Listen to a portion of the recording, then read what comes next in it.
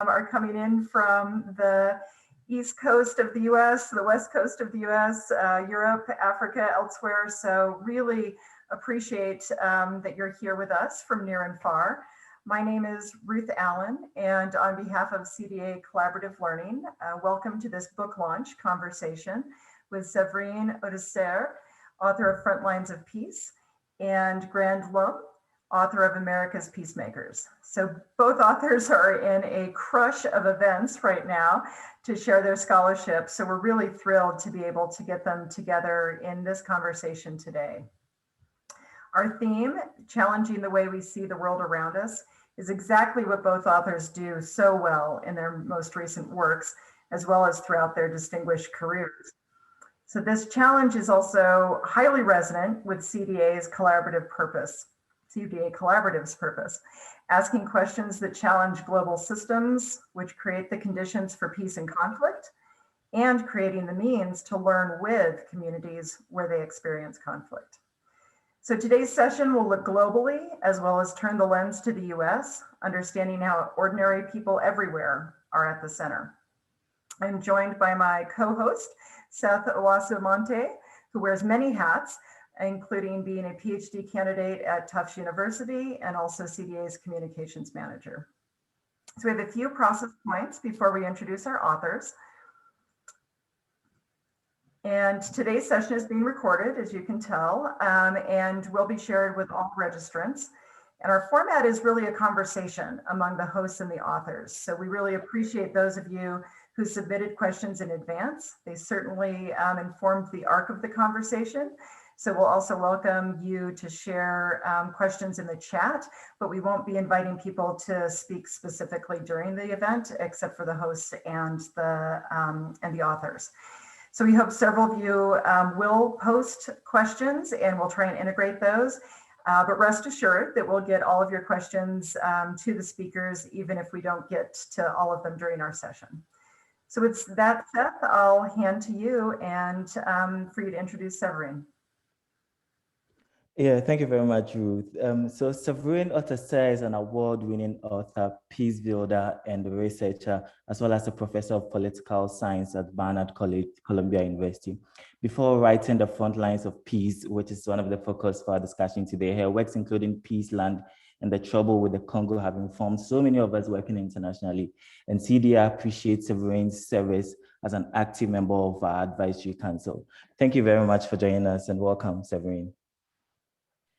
Thank you so much, Seth. Thank you both.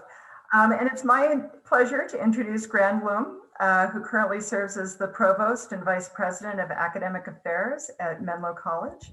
In 2012, Grande was nominated by President Barack Obama and confirmed by the US Senate to direct the Justice Department's Community Relations Service, or CRS. Before joining CRS, Grande directed the Center for Negotiation and Dispute Resolution at the University of California's Hastings School of Law. He's a skilled mediator and negotiator, having literally written the book on both topics. Grande's most recent work is America's Peacemakers, actually the second edition of an earlier history of the Community Relations Service, which was written by Bertram Levine, who was CDA's board chair, Neil Levine's father. So Neil is here with us today. He also has a lifelong career in public service, including as USAID's Office of Conflict Management and Mitigations Director. He also has been working with Grande significantly on this new edition of the book and promoting it, so it really is part of the family business. Neil will give reflections at the end of our session today. So Séverine and Grande, I'm now pleased to kick off our conversation, starting with CDA and why we're all gathered here today. So we have a special connection with both of you. And as we learned about your planned books, as you were developing them, researching them, finalizing them, we've been with you on that journey, a common theme was emerging, that ordinary people successfully opposing violence. And to open our discussion today, I'm wondering if you could each tell us, and maybe Séverine, you first, what drew you to telling these stories when you first embarked on your project? Well, thank you, Ruth. The answer is very simple. It's because the stories of ordinary people who oppose violence, to me, that's the most fascinating and also the most undercover topic in the research on war and peace these days. So as Steph was mentioning in the introduction, you know, I wrote 2 books before the Front Lines of Peace, and my two previous books focused on what doesn't work. So they focus on failure, they focus on challenges, they focus on issues in international peace building.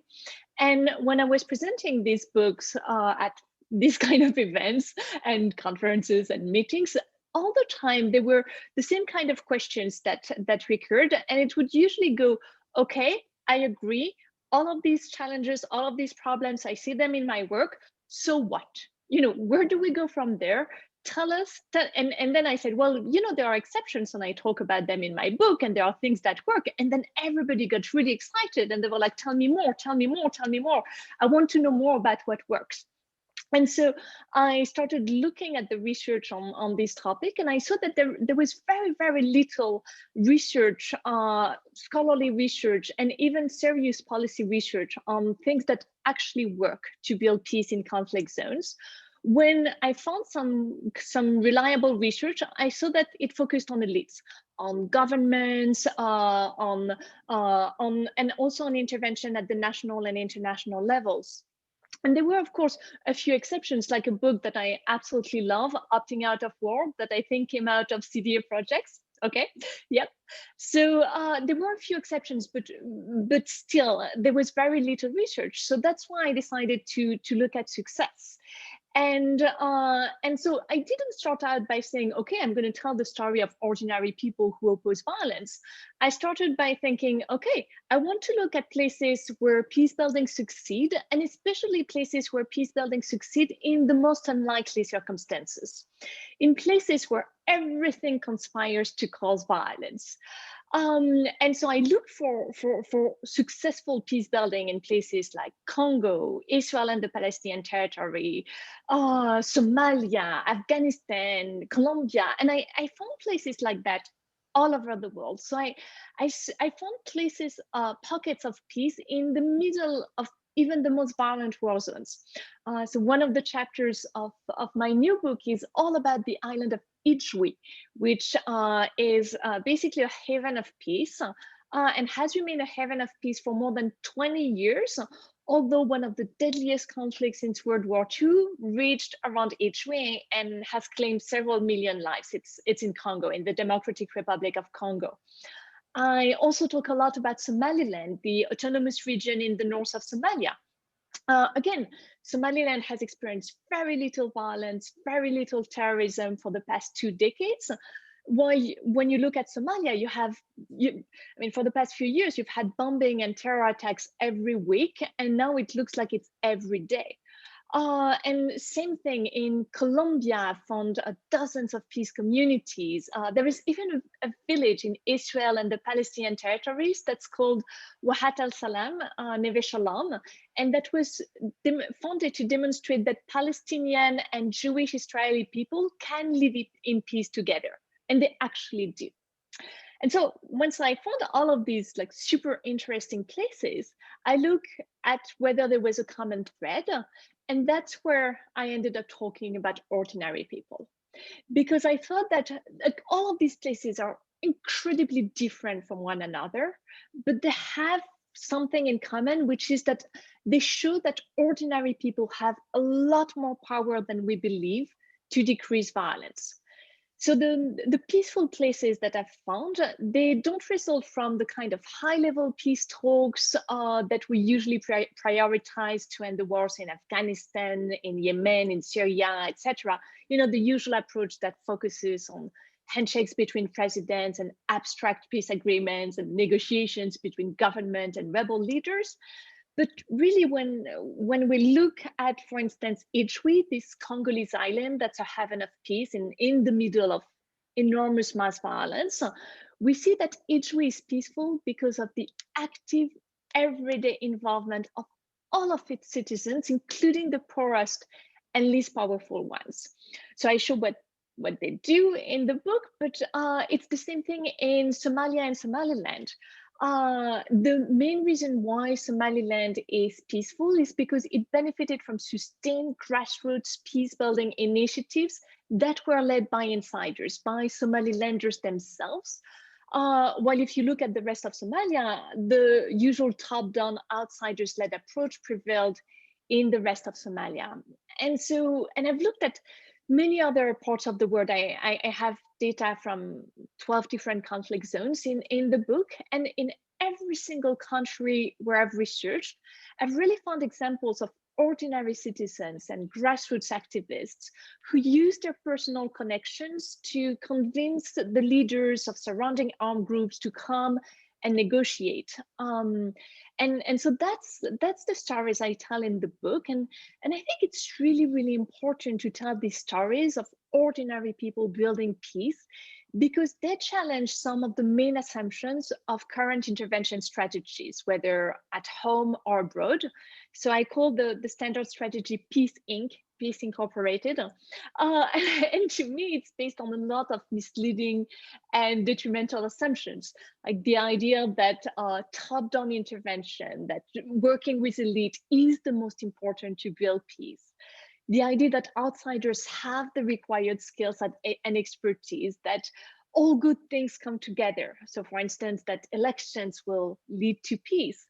And I show in my previous books and in the new one that it's not true, that these assumptions are counterproductive, that they do not end violence. At times, they make things worse.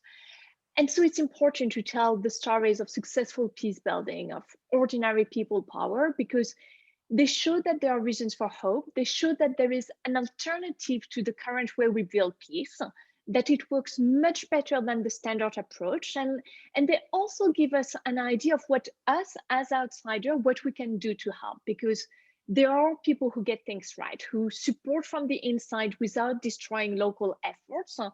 And so there are role models that I portray in my book and that we can learn from. Séverine, thanks so much. That pockets of peace idea is really essential to be reminding us instead of the Peace Inc. And I appreciate that.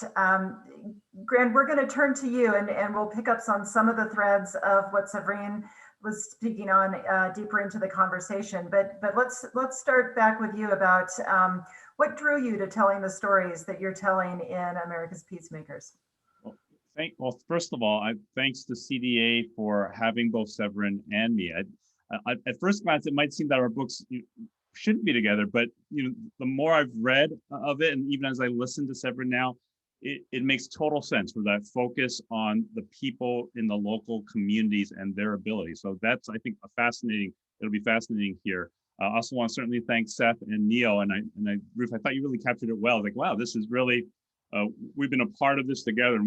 Ruth, you and I found out that we both worked with Conflict Management Group, which was founded by Roger Fisher and others. A few of our colleagues are on here today, which is great as well.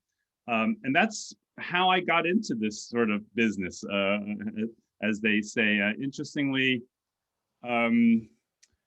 how I first learned about the Community Relations Service was because I was working at Conflict Management Inc., a sister company of Conflict Management Group, and a couple of folks, Rob Brasigliano included, worked on training them. And it was the first time I heard about this federal agency called the Community Relations Service, which was in the Department of Justice, that went into communities per the 1964 Civil Rights Act to resolve, to deal with disputes and conflicts having to do with race, color, and national origin. And certainly as a function of arguably the most important legislation in the United States in the 20th century, the 1964 Civil Rights Act, having to do with desegregation, equal opportunity, and employment. So, that's how I first learned of it. I was then nominated, as you mentioned, to run this agency in 2012. And then in order to learn a little bit more about CRS, I looked in the internet and I found this book that's right behind Neil, right there, on resolving racial conflict. It was really the only capturing in a narrative form of the history of CRS. And though I knew a little bit about it, I was blown away when I read it and found out that President Lyndon Baines Johnson was the primary advocate for it, as a believer in the power of people. It is really, in some sense, the first time the federal government says we want to bring out the power of the people of the community, right? Community Relations Service. And of course, he was a white Southern governor who believed in negotiation and persuasion, and not just in litigation. So it was really empowering and bringing community to the table. So that's, and then it goes into how CRS mediated the march from Selma to Montgomery when Martin Luther King tried to cross the Pettus Bridge. It talked about the desegregation, the huge role that CRS played in public schools desegregation in this country, which for those, we talk about how difficult it is in the now, and it has been given the what happened at the Capitol in January and in other things. But when you go back in time, there were some rough spots there too in this country's history that we shouldn't forget, and the positive role that was played. So initially, because the original author, Bertram Levine, had passed away, I reached out to his sons, to David and to Neil Levine. And that's how it began. Neil reminded me that I had actually wanted to get this book published in time for the 50th anniversary of CRS in 2014. So I missed that deadline by 6 years, basically. And I'm not sure what I was thinking, running an agency when there's all these massive incidents happening around the country, around Michael Brown, Trayvon Martin, Freddie Gray. I don't think I really realized how demanding that would be. But that was what initially drove me to it, the idea. And then, after I left CRS and I joined the Ohio State University Moritz College of Law, and helped found the Divided Community Project, which does wonderful work in working with communities, with community leaders, with the community on the ground on dealing with polarization and division, from race, from politics, from religion as well. And I came back to it.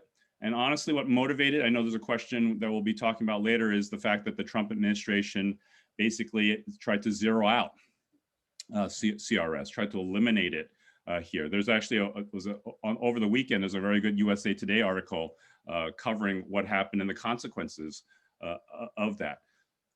What I want to get to, just in terms of telling the stories, the way, Ruth, that you asked the question, I think my sense is Bertram, in writing the first book, what came through when I read it was he just wanted to get the stories right, of these people and of these communities who are working on these issues. And per the 1964 Civil Rights Act, if a CRS mediator or conciliator, which is what they're officially called within federal language speak, is that they cannot break confidentiality. And if you do so, you go to jail, you go to prison for a year and pay $1,000 fine. Neither have increased due to inflation, and I would also say no one from CRS has ever gone to prison or paid a fine. So, but because of that, I think a lot of the stories aren't widely known, right? So, and the incredible work that these folks did wasn't known. So I just wanted to get it right. I wanted to get those stories right. I wanted to shine a light on both the people, and Séverine was talking about, we're more likely to focus on the challenges and the difficulties. One thing I learned from Roger Fisher and Bruce Patton and that whole world is, it's the art of the possible. It's being a realist, but it's also being an idealist. And what can you do to actually do something? Just real quickly, you think about school desegregation. For those of us old enough, and I was in schools when desegregation was happening in the 70s, we remember the headlines and we remember the video of places like Boston, which had incredible violence for months, where kids were not going to school for pretty much that year, and the amount of epithets and all that. I think what the book does, which does really well, and this is a section that Bertram wrote, is that there was a lot of desegregation that helped CRS prepare for it, like in the South, which we haven't heard as much. In the South, historically, has had much more difficult racial relations, particularly between Black and white. And what was learned from Boston that was then applied to all the public schools across the country. And CRS was involved in preparation, bringing in business leaders, all this work to really, and to get the community involved, the civil rights groups, the faith groups, to make sure that, unfortunately, that there would not be another Boston. We don't hear as much about that, but that was that's a big portion of the story that I think is important. It's at the local level, and it's also then making sure everybody learns from, what happened, whether in a positive way or in a different way. One last thing, and I want to turn back is, it was very difficult. We know with Breonna Taylor, George Floyd, it is still ongoing. We're concerned about Minneapolis right now, as is the trial for the officer right now as well. And I'm actually playing a little bit of role, actually part of an external group looking at the Minneapolis police to how to reform right now. And so, there are hopefully going to be positives coming out of this. But what, sometimes the media focuses, right? We used to say that newspapers or the local 5 p.m. news used to focus on, if it bleeds, it leads, right? But what is it today with social media? If it outrages, it leads, right? And so we're more likely to remember, when we think of these situations, what's shown and not what's actually happening in the communities. When I was actually in these communities in Baltimore, in Ferguson, I often saw incredible good at that were not talked about quite a bit. And in Sanford, Florida, which I did write about for the new book, there's incredible work that the community did, that the faith leaders, the white, the Black, the Latino faith leaders did to help keep calm in that area, but to also allow the First Amendment right to free speech for protesters like the Dream Defenders. And remember, Black Lives Matter doesn't get created until the verdict, after the verdict of George Zimmerman in Sanford, but really helped keep that community together. And they've been able to heal, partly because of the work of the community and CRS playing a role in there. So I will stop there and turn it back to you.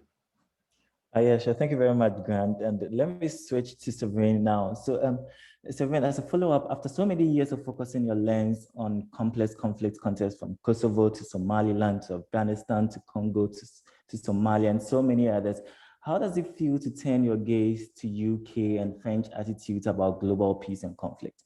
Now, looking at the outsiders as well as the insiders, as you outlined in your book, and you also mentioned in your introductory comment, what strikes you most about how these different identities influence in peace? What strikes you most about how these different identities influence peace?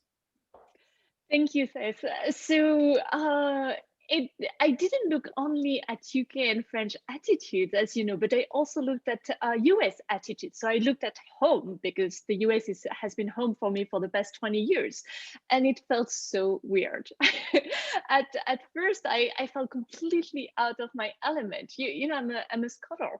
I'm an academic, so the scholarly attitude is you talk only about things that you have studied for years. You have a PhD in them. And so when I started working on my own community, on the United States and on France, where I'm from, and on the UK, I thought that it was the hardest chapter to write of the book. And I revised it so many times that I think I finalized it the day before I had to really send out the manuscript to my editor for publication, because I was always revising and trying to get it right and really trying to get it right. But then the more I talked to experts and activists, and I had the same feeling when I was just listening to Grande talk about his work, the more I saw parallels between the war-torn countries that I was used to studying and the ostensibly peaceful countries that I that I decided to look at for the front lines of peace. And so I saw parallels in the things that don't work, the equivalent of the Peace Inc. approach. And I also saw parallels in the things that work. I saw organizations like Cure Violence or Live Free in the United States that reminded me a lot of the role models that I had seen in war-torn countries, the bottom-up, insiders-led approach, which is very close to, again, the approach that Grande was talking about. And so that's why I think I've written The Front Lines of Peace as a book that can be useful to citizens of ostensibly peaceful countries, not only because the last chapter talks about these countries, but also I think because we have a lot to learn from people who live in conflict zones about things that work and things that don't work to decrease violence around us. I think we really make the same mistakes when we try to resolve problems at home as when we try to resolve problems and decrease violence in foreign countries. Way too often we rely on outsiders. So when we're talking about conflict zones, we rely on foreigners like diplomats and United Nations peacekeepers. When we're talking at home, we rely on people from outside of the community that is experiencing conflict, like social workers and all of these government officials. We also make the error of focusing too much on elites, on our elective representative, on governments, instead of on people living the situation. So the strategies we use to resolve conflicts are designed in DC, in state capitals. They're not designed by the people who are living the conflict, the residents of the troubled neighborhoods in the US, or gang members or war zone inhabitants in foreign countries. And I think that's really problematic because we fail to realize that these people, the people living the conflict, the combatants or the gang members or the residents of war zones or of troubled neighborhoods, they have a deeper understanding of the problems, a deeper understanding of the solution, and a deeper understanding of how we can go about implementing the solutions. And again, I saw a lot of parallels when I started looking at ostensibly peaceful countries, again, like the United States or France or the UK, about the strategies and the approaches that work abroad. I saw that they are just as effective at home. So Grande has talked about the CRS approach. That's exactly the kind of thing that I've seen working in conflict zones. And same if you look at Cure Violence, for instance, an organization that I really, really like in the United States. They have helped reduce shootings and killings by up to 73% in more than 20 US cities. And they've done that by using the same kind of insider-led bottom-up approach that has worked so well in Ijwi, the Congolese island I was telling you about, in Somaliland, in the other pockets of peace I have studied. And they're really, really interesting and effective and inspiring work that's done all across the United States and France and the United Kingdom and many other countries, people who rely on insiders to analyze the problems, find the solution, and implement the solution. And that's, to me, that's what's really, really interesting. And the last thing I want to say in answer to your question, Seth, is that what I've realized when turning my gaze inward toward what's going on around me, I've realized that all of us can help. And that's why the subtitle of the book, I don't know if it was clear, but or if you can see it, but the subtitle is An Insider's Guide to Changing the World. And it's a joke because we're all insiders. We're all insiders somewhere, and we're all outsiders for the rest of the world, but we're all insiders somewhere, and we can all really help change the world and change our community and decrease violence. So including ordinary people, including people who have no education, who have no obvious source of power, who have very little resources, financial resources. We all have the power to do something and to decrease violence in our communities, but to do that, I think that we, and now I'm using the we as we people who are activists or who work for organizations that try to decrease violence, or who work for big institutions, we have to help change the way we all go about building peace and decreasing violence, both at home and abroad. Thanks so much, Séverine. I think this idea of insider outsider is, we want to plumb that a little bit more. And Grande, I'll turn to you. You know, we're talking about the colleagues of CRS. They're American civil servants navigating this U.S. Civil conflict. So this is in their hometowns and their backyards and their neighbors. They're really walking that insider-outsider line. And in the earliest days of CRS, the leadership and staff mostly came from the civil rights movement.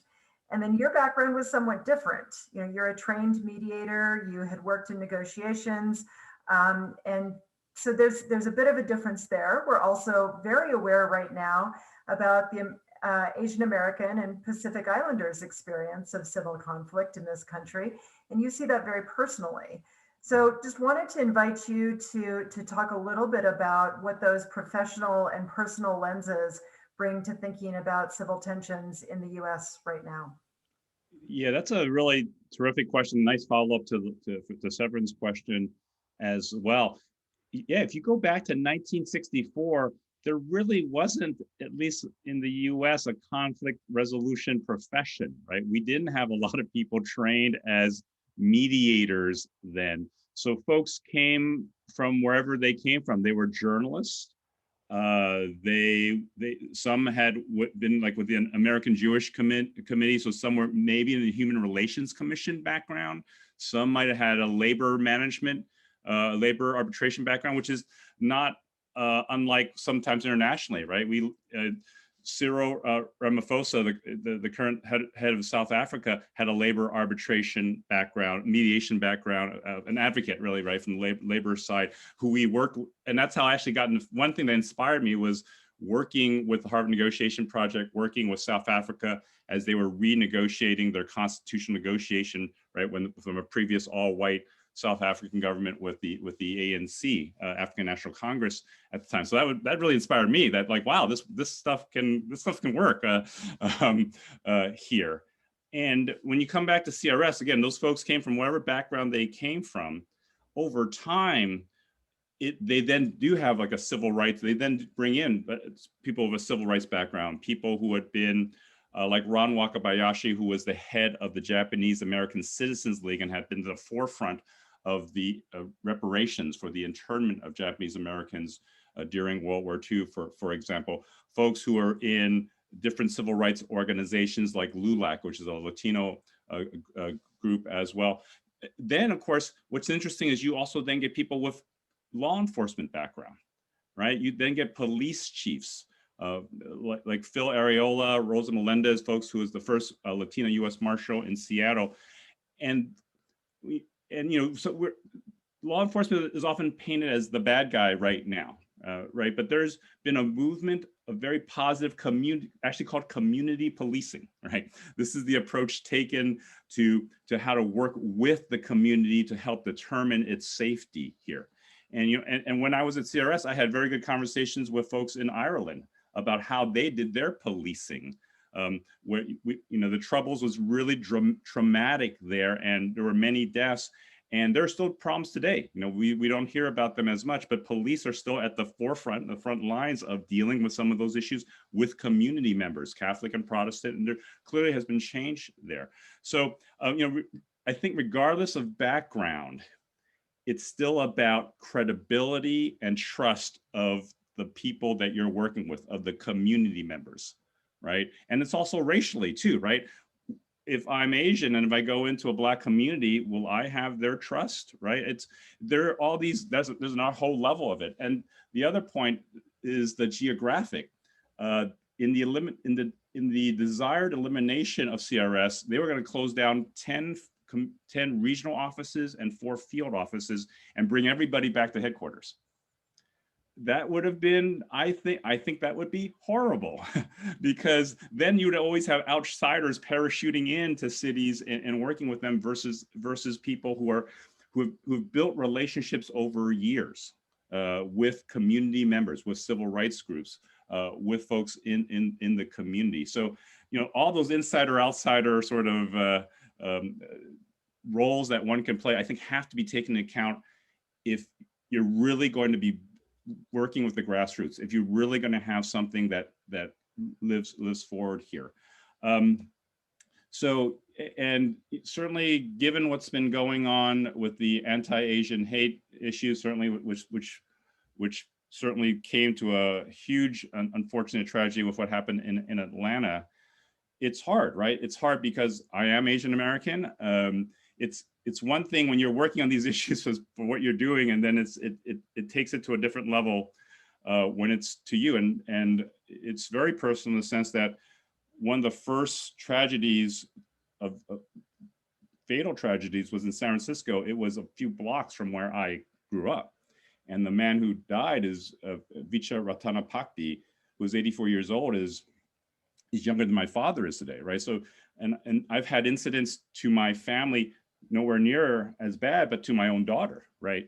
In New York City, who went to Columbia here, where she was accosted by college students and yelled at with kung fu and all these sort of things. And she was afraid, right? She was by herself in that situation. So it does take that sort of additional piece on. I mean, it's what I would say is, it's been a movement. It's been a moment and hopefully a movement that's happening right now. And I think that's right. It's not just government. It has to be community. It has to be business that takes part in figuring out the solutions here. Yeah, thank you very much, Grande. And Séverine, back to you. And this will be my last question to you before we turn to questions from the audience. So in conducting research for this book, what most surprised you? And is there a message for people who don't plan on going to war zones to work, particularly those who are US activists? What can they learn from the front lines of peace?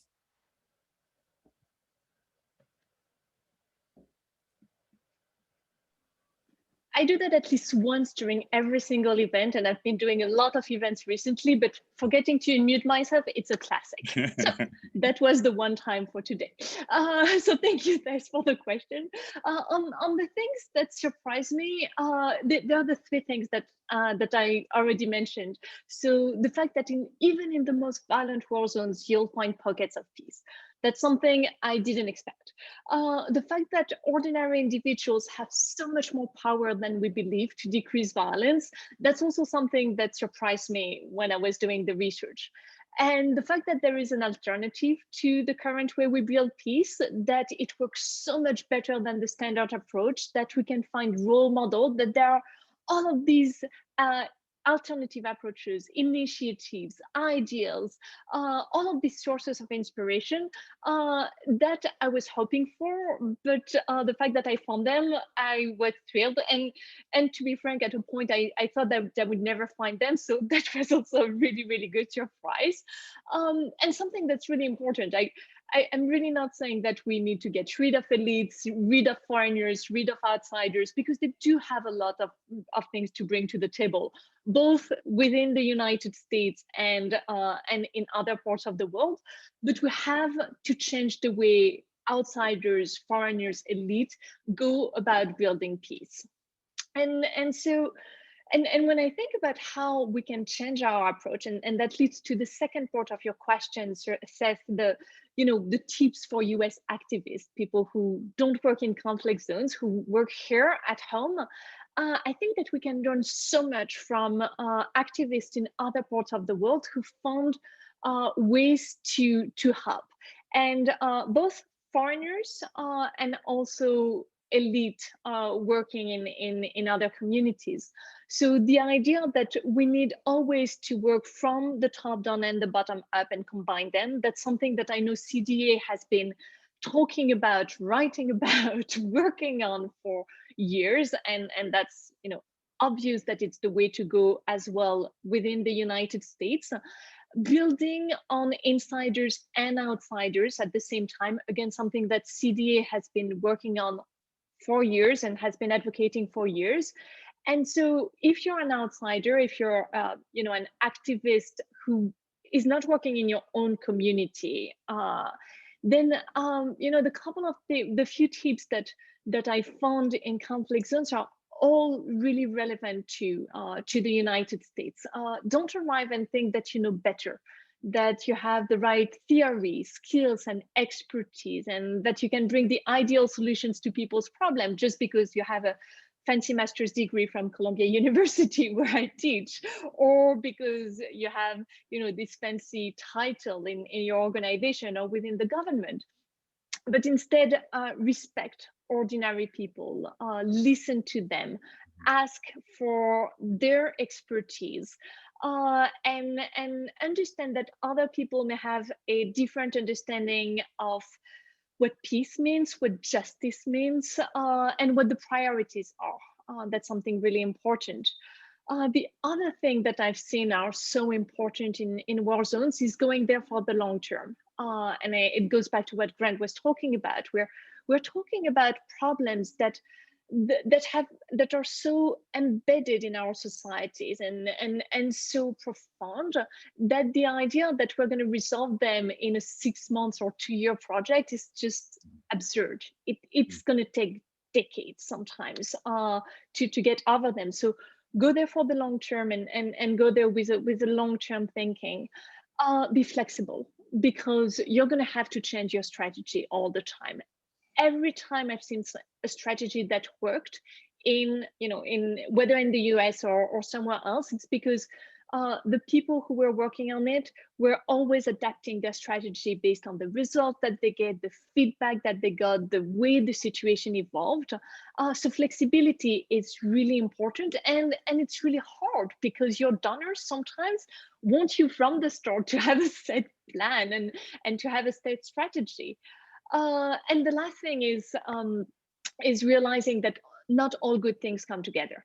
And to me, that was the saddest thing to realize. But I think it's really important to realize that we can't, like, sometimes there are trade-offs. That when we promote peace, it's going to undermine justice. That when we promote democracy, it's going to undermine peace. And I have a lot of examples of that and a lot of data on that in the book. But I think what it means for us is that we have to realize that sometimes we have to make hard choices. And what I say about conflict zones is just as relevant for our programs at home.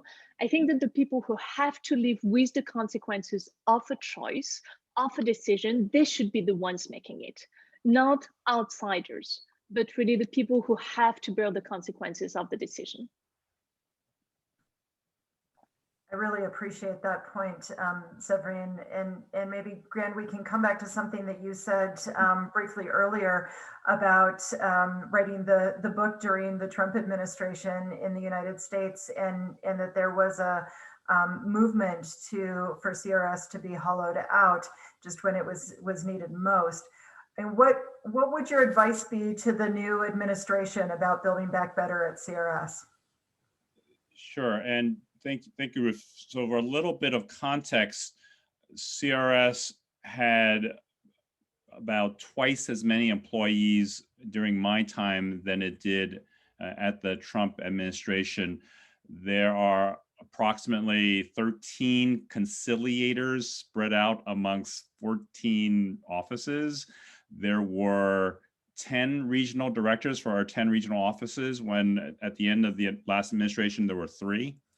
To give you a sense of a lot of folks who retired, who left the agency for various reasons, that I'm sure.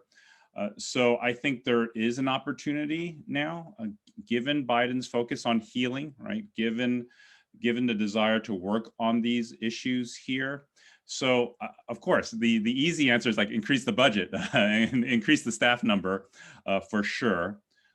But I think you have to do it smartly. I mean, for those on this call who have worked in federal government, it's not so simple, right? It's just not about all of a sudden you can turn it open and people, it's about doing it in a smart, organized way. And I do think it's really important who they name as director, someone who I think will have the trust of of Attorney General Merrick Garland, who will have the trust of President Joe Biden and Vice President Kamala Harris. I think that will be crucial. I think it's going, given the two issues that have dominated the headlines for the last few years, right? We're talking about the Black Lives Matter movement. We're talking about law enforcement community relations. Here, we're talking about more recently the anti-Asian violence, hate crimes. One thing is important, I think maybe not everybody knows here, is that the 1964 Civil Rights Act gave the initial jurisdiction to work on issues of race, color, and national origin. The 2009 Matthew Shepard James Byrd Jr. Hate Crimes Prevention Act expands CRS's jurisdiction for the first time to include also gender identity, sexual orientation, religion, and disability, and specifically on responding and preventing hate crimes. And we know that's been on the rise, and we know white nationalism is on the rise. It's going to even be more important, especially given that the infrastructure has not been there for the last 4 years. So I actually do think it would be, there's a bill by Senator Mazie Hirono and Congressman Meng from New York on increasing coronavirus monitoring, hate crime related monitoring. I think expanding the jurisdiction is important. There's also a movement right now around truth, racial healing and transformation and processes. CRS, I think, can play a role in that, in working with this country and going to the communities as well, and working with community mediation centers.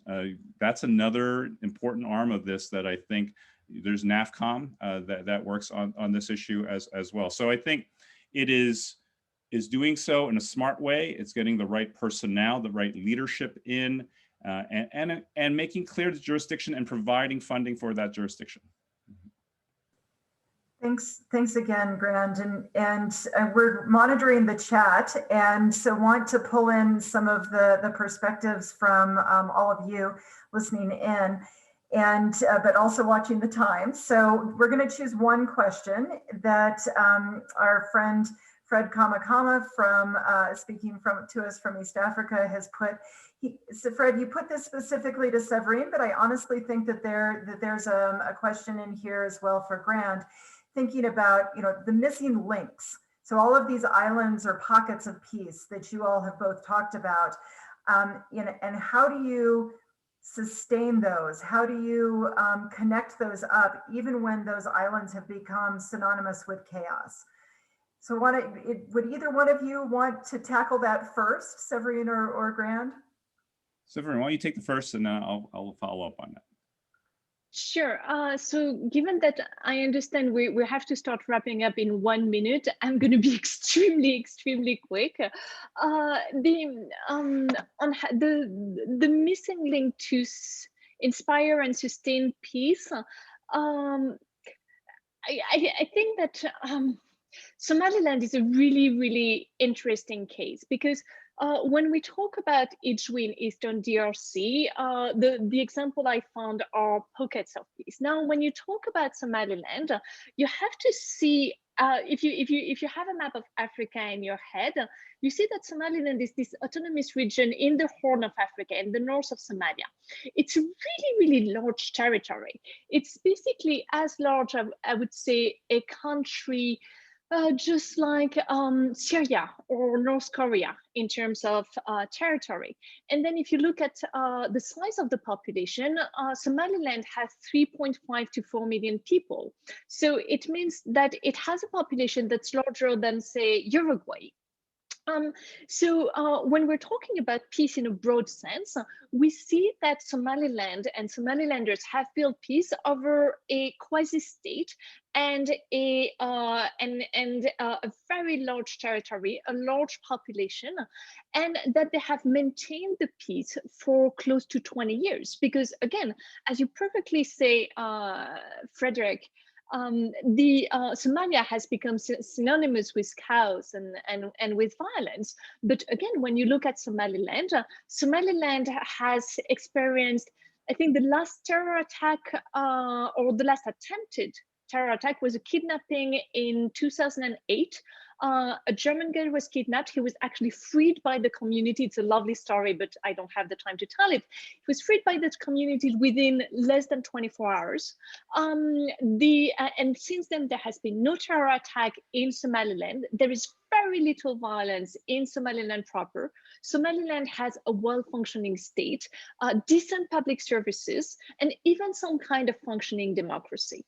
So we can really, really use, and I have plenty of other examples in the book, but to me, Somaliland is really the answer to your question, because it really shows that, that there is no missing link, that we can really build peace and build a state and build democracy from the bottom up if we have some kind of, the revised kind of support from elites and from the outside that we've been discussing today. Thanks so much.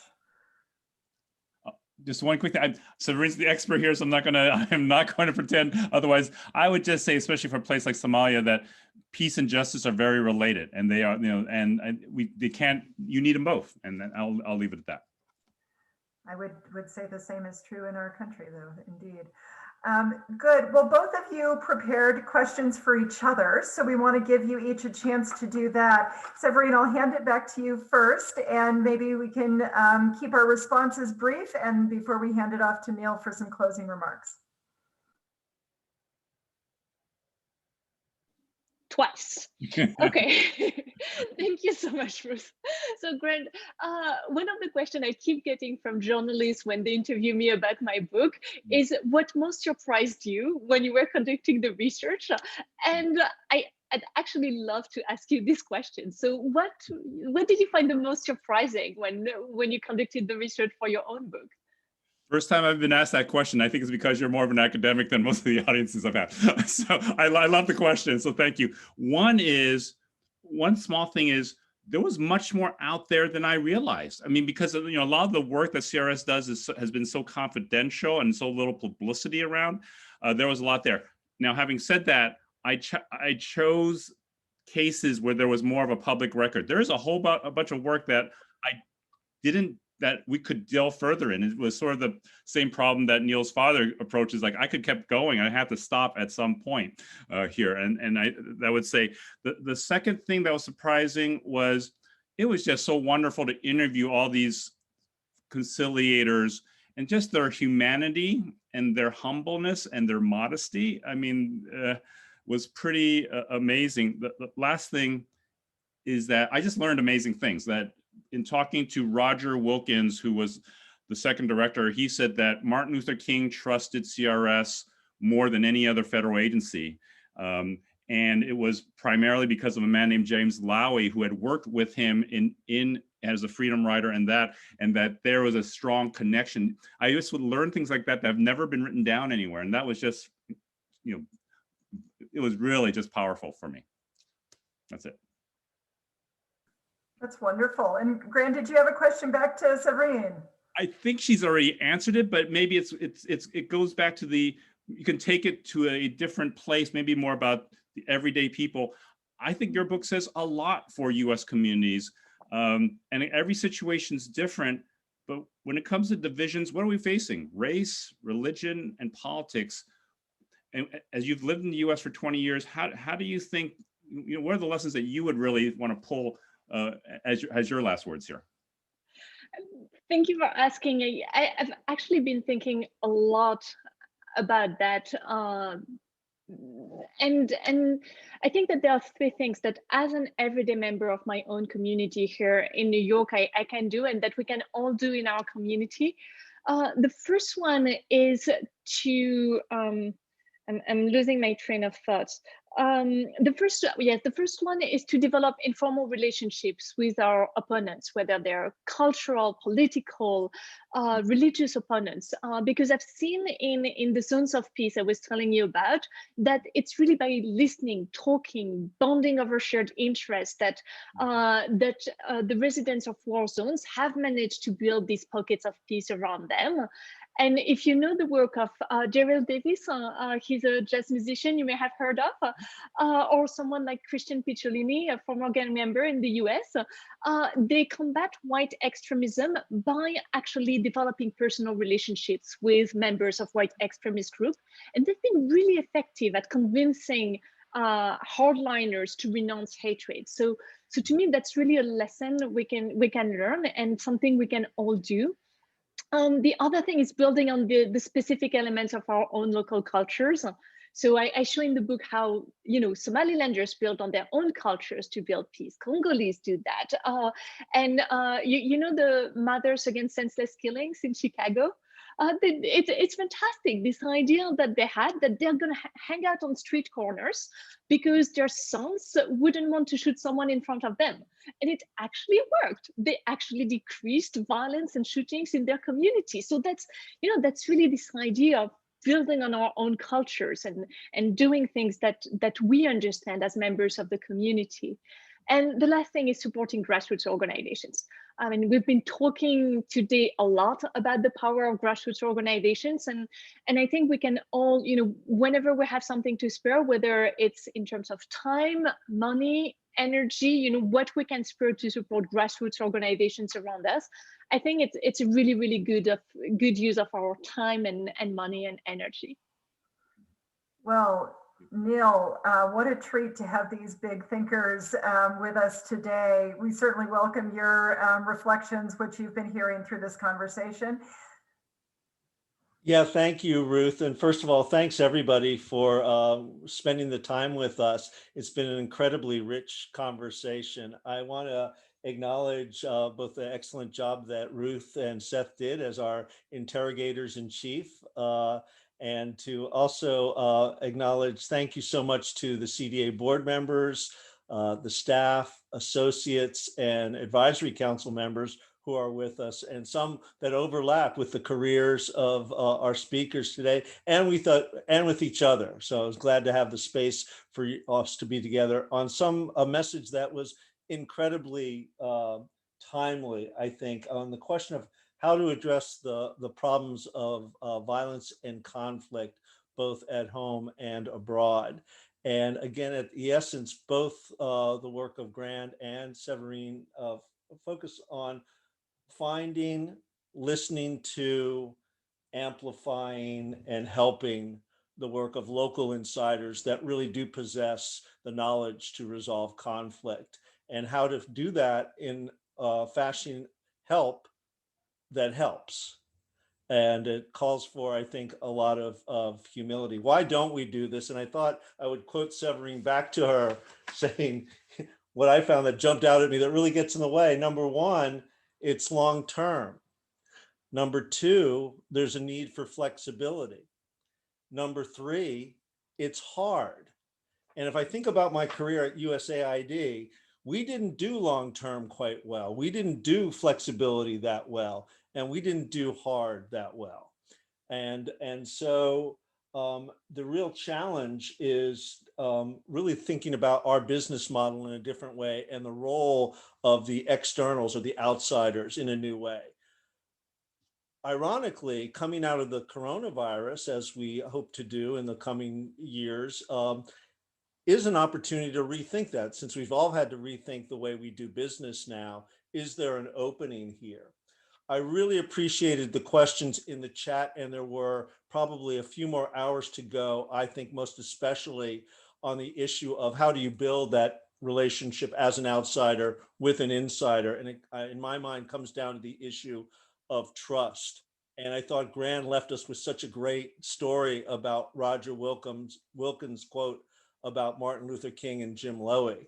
That was a personal credibility that was built. In Séverine's book, she talks about outsiders who effectively became insiders by moving and becoming resident expatriates for such a long period that they develop a credibility within the local culture. And they don't get all the way there, and there's some struggles there, but they do become credible actors. There was a question in the chat about at what time, when islands of peace or successful local peace building work up and encounter corruption. and the power of embedded power that has nefarious effects. And I think that's a deep vein of concern that is almost universal. And then questions about, okay, once you've found successful examples, how do you add to them and aggregate them? Is that possible so that you get something we look as peace writ large? And those are all very, very good questions. I think overall, I want to thank both our speakers for how important this conversation is for us at CDA and for the broader field. I think as we talked about questions about the impact of external actors in the do no harm literature, when we talked about unintentioned actions in peace building through the reflective peace practice, the issue about unlocking the potential of local actors to work on behalf of their own agency, to fashion their own solutions, is the next threshold of inquiry leading to better practice, and where CDA wants to be leading and working collaboratively and internationally in this space. And most interestingly, for the first time, we're also turning our sights to the US domestic front. And I think in looking at what Grande laid out as the challenge for a federal agency, kind of a two-part challenge at the elite level, getting the machinery of the federal government back in shape through budget, through leadership, through practice on frontline issues where it has a deep history but has become hollowed out. And at the local level, how do we encourage and activate local activists, local governments, local private sectors, and nonprofit groups to play a leading role? And there is infrastructure at the local level that needs to be recognized and applauded. Your two contributions do immeasurable immeasurable assistance in helping us think through those by mining our own experience, both as international peace builders and local activists. And there is, the next thing I think is a citizen's guide to how we all can play our part in the local community to activate those very rich histories we have inherited. I want to thank you all for joining us. I'm delighted with the participation throughout our network, and makes me hungry for more, both on this topic and others we might undertake. So with that, I thank you all and look forward to the next time we are together. Thanks so much. Thanks all. Thanks everyone. Thank you so much, everyone. Very good. I see people heading out, hoping that our speakers can stay for just 2 minutes for us to say thank you, thank you, thank you. Neil, are you still there? We have to